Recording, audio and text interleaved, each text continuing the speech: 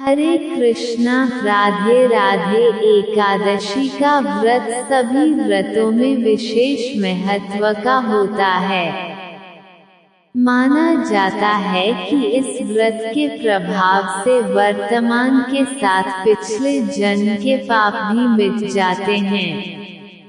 साथ ही कई पीढ़ियों के पितरों को मोक्ष की प्राप्ति होती है। जो लोग एकादशी का व्रत शुरू करना चाहते हैं वह मार्गशीर्ष माह की उत्पन्ना एकादशी से इसकी शुरुआत कर सकते हैं, क्योंकि शास्त्रों में इसे ही पहली एकादशी माना गया है। मान्यता है कि इसी दिन एकादशी देवी की उत्पत्ति हुई थी। उत्पन्ना एकादशी व्रत में पूजा के बाद कथा जरूर सुने, कहते हैं तभी पूर्ण फल मिलता है।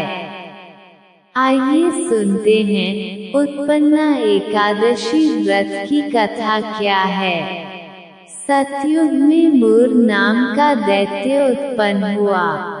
वह बड़ा बलवान और भयानक था।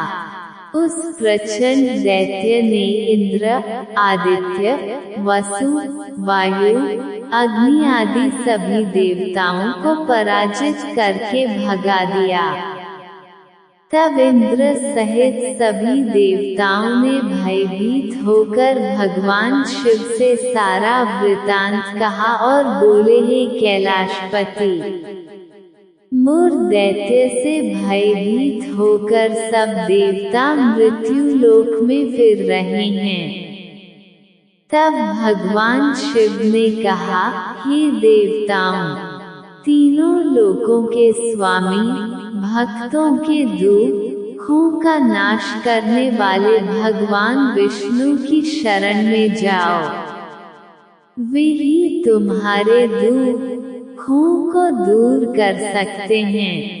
शिवजी के ऐसे वचन सुनकर सभी देवता क्षीर सागर में पहुँचे और कहा कि हे मधुसूदन, आप हमारी रक्षा करें।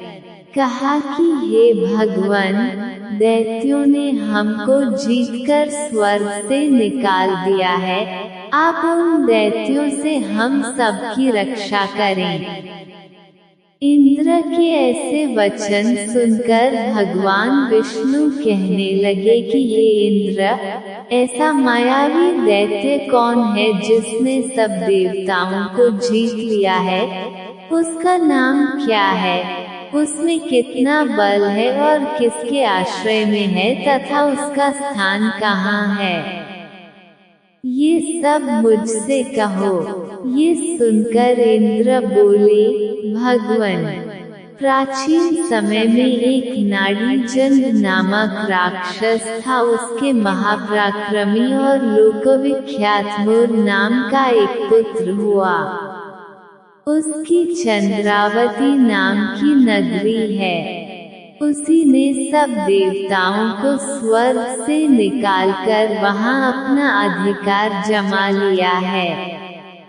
उसने इंद्र, अग्नि, वरुण, यम, वायु, ईश, चंद्रमा, नैऋत आदि सबके स्थान पर अधिकार कर लिया है। सूर्य बनकर स्वयं ही प्रकाश करता है, स्वयं ही मेघ बन बैठा है और सबसे अजेय है। ये असुर निकंदन, उस दुष्ट को मारकर देवताओं को अजेय बनाए। ये वचन सुनकर भगवान ने कहा, हे देवताओं, मैं शीघ्र ही उसका संहार करूंगा। तुम चंद्रावती नगरी जाओ। इस प्रकार कहकर भगवान सहित सभी देवताओं ने चंद्रावती नगरी की ओर प्रस्थान किया। उस समय दैत्य मूर सेना सहित युद्ध भूमि में गरज रहा था।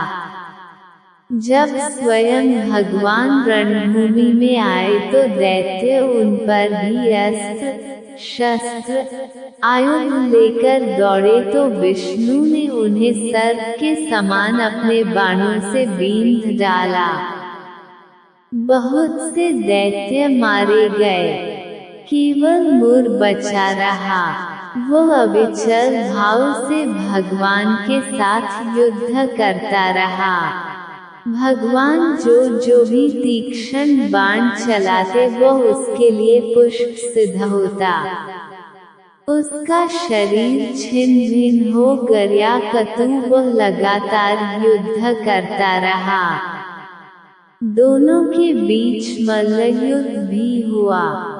10,000 वर्ष तक उनका युद्ध चलता रहा, लेकिन मुर नहीं हारा। थककर भगवान बद्रिकाश्रम चले गए। वहाँ हिमवती नामक सुंदर गुफा थी। उसमें विश्राम करने के लिए भगवान उसके अंदर प्रवेश कर गए। ये गुफा 12 योजन लंबी थी और उसका एक ही द्वार था।